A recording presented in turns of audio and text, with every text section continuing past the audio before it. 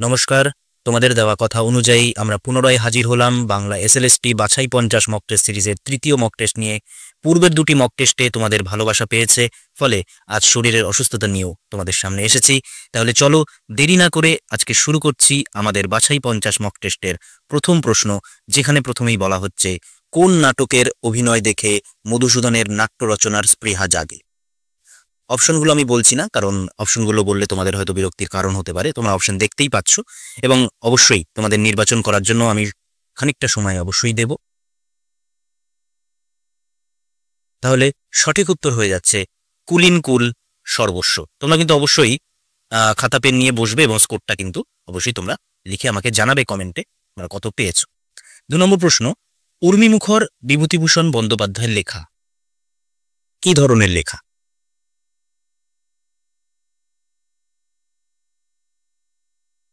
আশা করছি চয়ন হয়ে গেছে তোমাদের উত্তরের।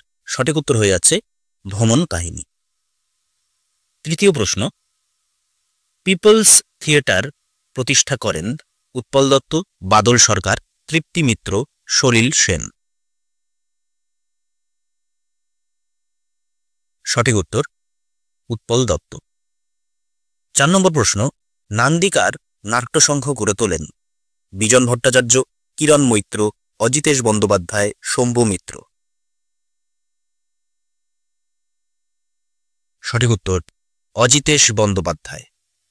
5 নম্বর প্রশ্নে চলে যাচ্ছি, বিদ্যাপতির পুরুষ পরীক্ষা রচনাটির পৃষ্ঠপোষকতা করেছিলেন কোন রাজা?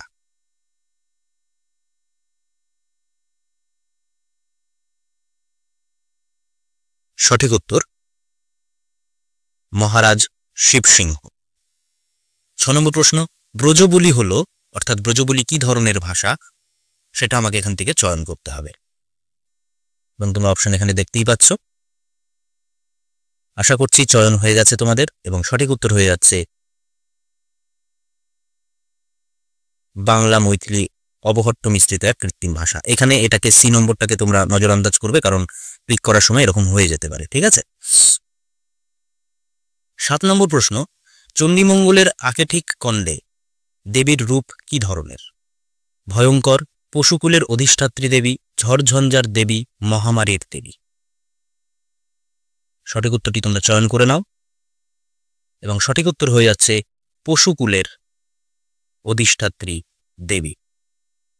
8 নম্বর প্রশ্ন, লাউসেন ছিলেন কে? লাউসেনের পরিচয়টা কি? কার পুত্র ছিলেন তিনি? সেটাই আমাদের এখান থেকে নির্বাচন করতে হবে। তাহলে সঠিক উত্তর হয়ে যাচ্ছে সামন্তরাজ কর্ণসেনের পুত্র। ঠিক আছে।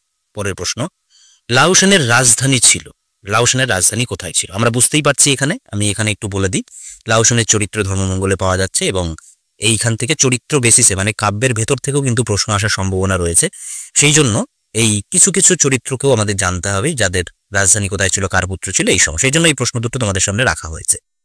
তাহলে আশা করছি তোমাদের নির্বাচন হয়ে গেছে, এবং সঠিক উত্তর ময়নানগর।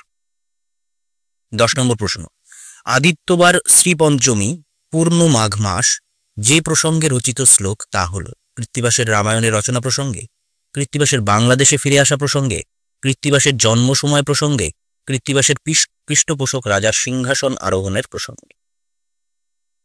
আশা করছি তোমাদের চয়ন হয়ে গেছে, এবং সঠিক উত্তর কৃত্তিবাসের জন্ম সময় প্রসঙ্গে, অর্থাৎ আত্মকথাতে তিনি, এই আত্মবিবরণীতে তিনি তার জন্ম সময়ের কথা বলছেন। পরের প্রশ্ন, ছুটিখার নির্দেশে মহাভারত অনুবাদ করেন কে? তোমরা অপশন দেখতে পাচ্ছ, এবং অপশনের মধ্যে থেকে সঠিক উত্তরটি হয়ে যাচ্ছে শ্রীকর নন্দী, অপশন এ। 12 নম্বর প্রশ্ন, নিচের কোন বইটি সুনীতি কুমার চট্টোপাধ্যায়ের লেখা? অপশনগুলোকে ভালো করে নজরে আনো, কারণ অপশনটা আমি প্রশ্নটা একটু ঘুরিয়ে দিয়েছি, কারণ আমরা সকলেই জানি যে ওডিবিএল নামক যে বইটি, সেটা সুনীতি কুমার চট্টোপাধ্যায়েরই লেখা, তাই না? তাহলে তার পুরো নামটা সম্পর্কে কিন্তু আমাদের কারো কারো অসুবিধে হয়ে যায়। সেই জন্য অপশনটাকে এইভাবে দেওয়া হয়েছে। একটু সময় নিয়ে তোমরা প্রয়োজনে তোমার স্ক্রিনটাকে একটু পজও করে নিতে পারো। আমি সঠিক উত্তর বলে দিচ্ছি, origin and development of the Bengali language, ODBL। ঠিক আছে। পরের প্রশ্ন, টালো তো মোর ঘর নাহি পরবেশী, একদম বিখ্যাত একটা চর্যাপদের লাইন। আমরা যবে থেকে চর্যাপদের সঙ্গে পরিচয় হয়েছে আমাদের, তবে থেকে কিন্তু আমরা এই লাইনটা সম্পর্কে খুবই পরিচিত। এবং এই পত্রের রচয়িতা কে? দেখো, এসএসসি এসএলএসটি পরীক্ষায় আমাদের কিন্তু খুব চেনা ধরনেরই লাইন থাকবে পরীক্ষার সময় চর্যাপদের থেকে, ঠিক আছে? তাহলে সঠিক উত্তর হয়ে যাচ্ছে ঢেনঢানো পা। 14 নম্বর, কাকিনী সরোবরে নৈরিত কোণে ঢোড়া সাপের খোলজ খুঁজতে যাবে কে? মানে কোন দিনে খুঁজতে যাওয়া হবে, সেটাই আমাদের এখানে প্রশ্ন। তাহলে সঠিক উত্তর হয়ে যাচ্ছে এখানে, আমাদের কিন্তু এখানে সবটা নজর দিতে হবে দক্ষিণ, পূর্ব, উত্তর, পশ্চিম, অর্থাৎ পূর্ব, পশ্চিম, উত্তর, দক্ষিণ, এটার মধ্যেই কিন্তু কনফিউশন। ফাল্গুনী নক্ষত্র দিনে এটা কিন্তু কমন, ঠিক আছে? এবার কোন ফাল্গুন? সঠিক উত্তর হয়ে যাচ্ছে পূর্ব ফাল্গুন। 15 নম্বর প্রশ্ন, গুরু নাটকে পঞ্চকের কাছ থেকে জানা গেল গতবার মহাময়ূরী দেবীর পূজা পড়েছিল রবিবার, বৃহস্পতিবার, শনিবার, মঙ্গলবার। সঠিক উত্তর হয়ে যাচ্ছে শনিবার। এখানে একটু স্পেলিং ভুল হয়েছে, ঠিক আছে? বৈষণ্যটা আগে হতো, ডটটা পরে পড়ে গেছে, তোমরা কিন্তু মার্জনা করে নেবে এগুলো।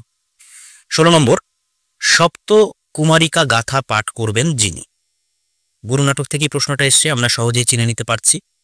তাহলে সেই অনুযায়ী আমাদের সঠিক উত্তর এখানে হয়ে যাচ্ছে মহাপঞ্চক। 17 নম্বর প্রশ্ন, গুরু নাটকে গানের সংখ্যা কত? 5, 8, 7, 3। সঠিক উত্তর হয়ে যাচ্ছে 7।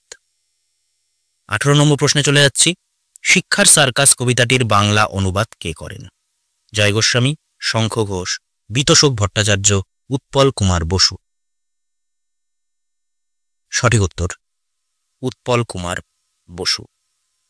19 নম্বর প্রশ্ন, উঠোনের চারপাশে বেড়া দিয়ে এলিসেন্দা বন্দি দেবদূত দর্শনী বাবদ যত করে চেয়েছিল? 10 সেন্ট, 5 সেন্ট, $9, 4 দিনার। আশা করছি তোমাদের সঠিক উত্তর নির্বাচন হয়ে গেছে এবং সঠিক উত্তর হয়ে যাচ্ছে 5 সেন্ট। 20 নম্বর প্রশ্ন, পাদ্রে গোনসাগা যাজক হওয়ার পূর্বে যাচ্ছিলেন কাঠুরে, গির্জার বাগানের মালি, হাট্টা কাট্টা পালোয়ান, জাহাজের শ্রমিক। তাহলে সঠিক উত্তর হয়ে যাচ্ছে একজন কাঠুরে। 21 নম্বর প্রশ্ন, পাদ্রে গোনসাগা পেলাইওর বাড়িতে এসে হাজির হয়েছিল কখন? যে সময় হাজির হয়েছিল সেই সময়টা কখন? সেই সময়টার এখানে অপশন দেওয়া আছে, তোমরা দেখতে পাচ্ছ, এবং এর সঠিক উত্তর হয়ে যাচ্ছে সকাল 7টার আগে। 22 নম্বর প্রশ্ন, নুন কবিতাটি জয় গোস্বামীর যে কাব্যগ্রন্থের কবিতা? ঘুমন্ত ঝাউগাছ, পুতুম ভগবান, ঘুমিয়েছ ঝাউপাতা, পাগলি তোমার জন্য। ঠিক আছে, সঠিক উত্তর পুতুম ভগবান।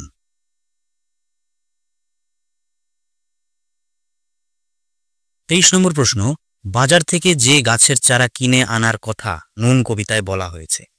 গোলাপ চারা, পুঁই চারা, জুই চারা, চন্দ্রমল্লিকার চারা। সঠিক উত্তর হয়ে যাচ্ছে গোলাপ চারা। 24 নম্বর প্রশ্ন, দীপান্তরের বন্দিনী কবিতাটি যে পত্রিকায় প্রকাশিত হয়েছিল? কবিতা, লাঙল, শনিবারের চিঠি, বিজলি। সঠিক উত্তর হয়ে যাচ্ছে বিজলি। 25 নম্বর প্রশ্ন, দীপান্তরের বন্দিনী কবিতাটি পত্রিকায় প্রথম যে নামে প্রকাশিত হয়েছিল? বন্দিনী, দীপান্তরের বন্দিনী, দীপান্তর, বন্দিনী ভারতী। সঠিক উত্তর হয়ে যাচ্ছে শুধুমাত্র বন্দিনী। এই অপশনটা হয়ে যাচ্ছে রাইট, অপশন এ। 26 নম্বর প্রশ্ন, এক পড়শি বসত করে, পড়শির হাত পা ঘাড় মাথা নেই, হাত পা মুখ মাথা নেই, হাত পা মুখ চোখ নেই, হস্তপদ মাথা মুন্ড নেই। খুবই ভালো একটা প্রশ্ন, এই প্রশ্নটা কিন্তু খুব গুরুত্বপূর্ণ এবং তোমরা কিন্তু এইরকম ধরনের প্রশ্নগুলোকে অবশ্যই গুরুত্ব দেবে বলে আমার মনে হয়। তাহলে সঠিক উত্তর হয়ে যাচ্ছে হাত পা ঘাড় মাথা নেই। ঠিক আছে, 27 নম্বর প্রশ্ন, পাঠ্য নীলধ্বজের প্রতি জনা পত্রের কাহিনীটি মহাভারতের যে পর্ব থেকে গ্রহণ করা হয়েছে? বনপর্ব, অশ্বমেধ পর্ব, বিরাট পর্ব, উত্তর পর্ব। আশা করছি তোমরা চয়ন করেছো এবং সঠিক উত্তর হয়ে যাচ্ছে অশ্বমেধ পর্ব। 28 নম্বর প্রশ্ন, পাশ্চাত্যের যে কবির অনুসরণে মধুসূদন বীরাঙ্গনা কাব্য রচনা করেন? Ovid, Milton, Virgil, দান্তে। সঠিক উত্তর কবি ওভিড। 29 নম্বর প্রশ্ন, গ্যালিলিও যত বছর বয়সে মারা যান? তোমরা অপশন এখানে দেখতে পাচ্ছ এবং সঠিক উত্তর হয়ে যাচ্ছে 77 নম্বর। এই 77 বছর বয়সে তিনি মারা যাচ্ছেন, অপশন এ। গ্যালিলিও কারারুদ্ধ হলেন কত তারিখে?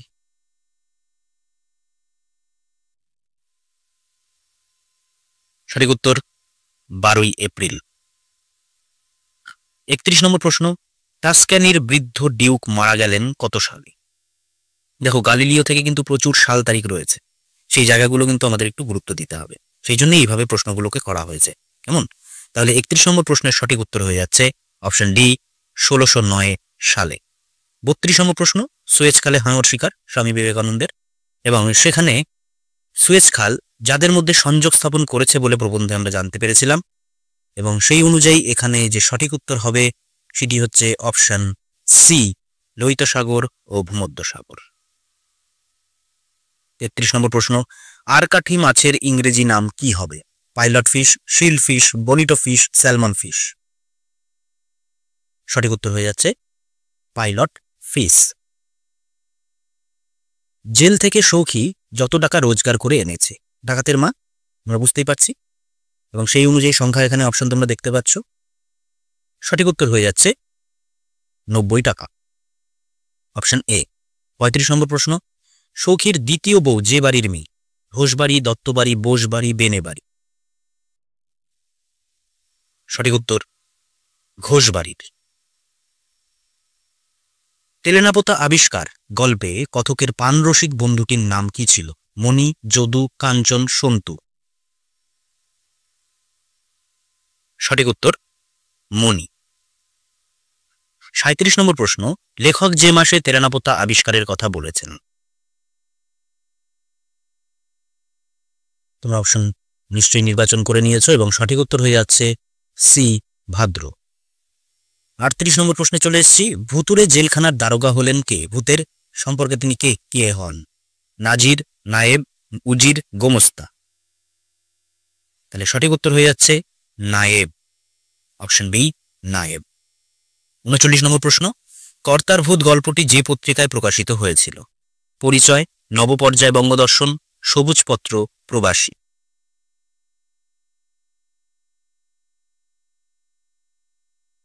সঠিক উত্তর প্রবাসী, অপশন ডি। 40 নম্বর প্রশ্ন, চর্যাপদকে বাংলা ছাড়া আর যে ভাষাসমূহ দাবি করে? হিন্দি, মৈথিলি, ওড়িয়া, পাঞ্জাবি, মৈথিলি, অসমিয়া, হিন্দি, পাঞ্জাবি ও কন্নড়, হিন্দি, ওড়িয়া ও পাঞ্জাবি। সঠিক উত্তর হিন্দি, মৈথিলি ও ওড়িয়া। 41 নম্বর প্রশ্ন, কবীন্দ্র পরমেশ্বর অনুদিত মহাভারতটির নাম কি? অপশন তোমরা দেখতে পাচ্ছ এখানে, এবং নির্বাচন করা হয়ে গেছে অবশ্যই, এবং সঠিক উত্তর হয়ে যাচ্ছে পাণ্ডব বিজয়।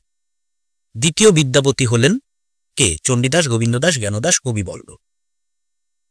সঠিক উত্তর হয়ে যাচ্ছে গোবিন্দদাস। এটা আমরা সকলেই কিন্তু জানি, কিন্তু দ্বিতীয় বিদ্যাপতি এইটা নিয়ে অনেকেরই কনফিউশন থাকে, সেই জন্য এই প্রশ্নটা এখানে এইভাবে দেওয়া হচ্ছে। 43 নম্বর প্রশ্ন, অদ্ভুত আচার্য ছিলেন অষ্টাদশ শতকের রামায়ণের অনুবাদক দ্বিজ তুলসী। এইভাবে প্রত্যেকটা শতকের করে বলা হয়েছে, এবার তোমাদের নির্বাচন করতে হবে সঠিক উত্তর। তাহলে সঠিক উত্তর হয়ে যাচ্ছে নিত্যানন্দ আচার্য। আমরা সবাই জানি নিত্যানন্দ আচার্যকে অদ্ভুত আচার্য বলা হয়, এবং সেই অনুযায়ী পুরো পরিচয়টা এখানে দেওয়া হয়েছে, সপ্তদশ শতকের রামায়ণ অনুবাদক ছিলেন। তো এইভাবে অপশনটা ইচ্ছে করেই তোমাদের জন্য রাখা হয়েছে, যাতে তোমরা এইভাবে নোটও করে নিতে পারো। 44 নম্বর প্রশ্ন, ষোড়শ শতাব্দীর একজন ধর্মমঙ্গল রচয়িতার নাম কি? ষোড়শ শতাব্দীর একজন ধর্মমঙ্গল রচয়িতার নাম মানিকরাম গাঙ্গুলি। 45 নম্বর প্রশ্ন, মৃগলুব্ধ নামক শিব বিষয়ক পুঁথিটির আবিষ্কর্তা কে? খুবই ভালো একটা প্রশ্ন, এবং এই প্রশ্ন নিয়ে কিন্তু আমাদের অনেকেরই জিজ্ঞাসা রয়েছে। অপশনের নাম দেখে তোমরা নিশ্চয়ই চয়ন করেছো নিজেদের মতো করে, এবং সঠিক উত্তর হয়ে যাচ্ছে মুন্সি আব্দুল করিম, যাকে সাহিত্য বিশারদও বলা হয়। এবং মুন্সি আব্দুল করিম সাহিত্য বিশারদ তার পুরো নাম, এবং সেই হিসেবে কিন্তু আমরা এখানে তিনি অনেক পুঁথি এরকম আবিষ্কার করেছেন এবং তার জন্য তিনি পুঁথি আবিষ্কারকের জন্যই তার একটা আলাদা পরিচয় রয়েছে। ঠিক আছে, 46 নম্বর প্রশ্ন, অন্নদামঙ্গল কাব্যের তৃতীয় অংশের নাম কি? মানসিংহ, কালিকামঙ্গল, বিদ্যাসুন্দর, অন্নদামঙ্গল। সঠিক উত্তর হয়ে যাচ্ছে মানসিংহ। 47 নম্বর প্রশ্ন, চূড়ামণি দাসের গৌরাঙ্গ বিজয় গ্রন্থটি কোন নামে পরিচিত? চৈতন্যমঙ্গল, ভুবনমঙ্গল, চৈতন্য বিলাস, চৈতন্য চন্দ্রোদয়। সঠিক উত্তর ভুবনমঙ্গল। 48 নম্বর প্রশ্ন, চৈতন্য লীলার ব্যাস বলা হয় কাকে? বৃন্দাবন দাস, লোচন দাস, জয়ানন্দ, শ্রীজীব গোস্বামী। সঠিক উত্তর বৃন্দাবন দাস। 49 নম্বর প্রশ্নে চলে এসেছি, চৈতন্য জীবনী সাহিত্যের আদি গ্রন্থ কোনটি? কবি কর্ণপুরের চৈতন্য চন্দ্রোদয়, মুরারিগুপ্তের শ্রীকৃষ্ণ চৈতন্য চরিতামৃত, পরশনন্দের চৈতন্য চরিতামৃতম, বৃন্দাবন দাসের চৈতন্য ভাগবত। তাহলে সঠিক উত্তর হয়ে যাচ্ছে, যেটা সংস্কৃতে প্রথম লেখা হয়েছিল, মুরারিগুপ্তের শ্রীকৃষ্ণ চৈতন্য চরিতামৃত সংস্কৃতে লেখা প্রথম চৈতন্য জীবনী আদি গ্রন্থ। ঠিক আছে, এটা যেন মনে থাকে। এবং অন্তিম প্রশ্নে আমরা চলে এসেছি, যেখানে বলা হচ্ছে বাংলা ভাষায় রচিত প্রথম চৈতন্য জীবনীটির নাম কি? বাংলা ভাষায় রচিত প্রথম চৈতন্য জীবনীটির নাম কি? এবং অন্তিম প্রশ্নের সঠিক উত্তর হয়ে যাচ্ছে অপশন এ, বৃন্দাবন দাসের চৈতন্য ভাগবত। ঠিক আছে, তাহলে এইভাবেই আমরা কিন্তু নিজেদেরকে পরীক্ষা করছি প্রতি মুহূর্তে। আমি জানি তোমাদের কমেন্টে আমরা বুঝতে পেরেছি তোমরা অল্প হলেও উপকৃত হচ্ছ এই সমস্ত ভিডিও থেকে, এবং পরবর্তীতে আমরা তোমাদের জন্য আরো এরকম মক টেস্ট নিয়ে আসবো। তোমরা কমেন্টে আমাকে অবশ্যই জানাও কি প্রয়োজন রয়েছে, এবং আমি সেই মতো করে তোমাদের মক টেস্টগুলো আনার চেষ্টা করব। তাহলে আজকে এখানেই শেষ করছি। দেখা হবে এরকমই কোনো মক টেস্ট নিয়ে পরবর্তী ভিডিওতে। ততক্ষণ পড়াশোনায় থাকো, প্রস্তুতিতে থাকো, লক্ষ্যে থাকো। ধন্যবাদ।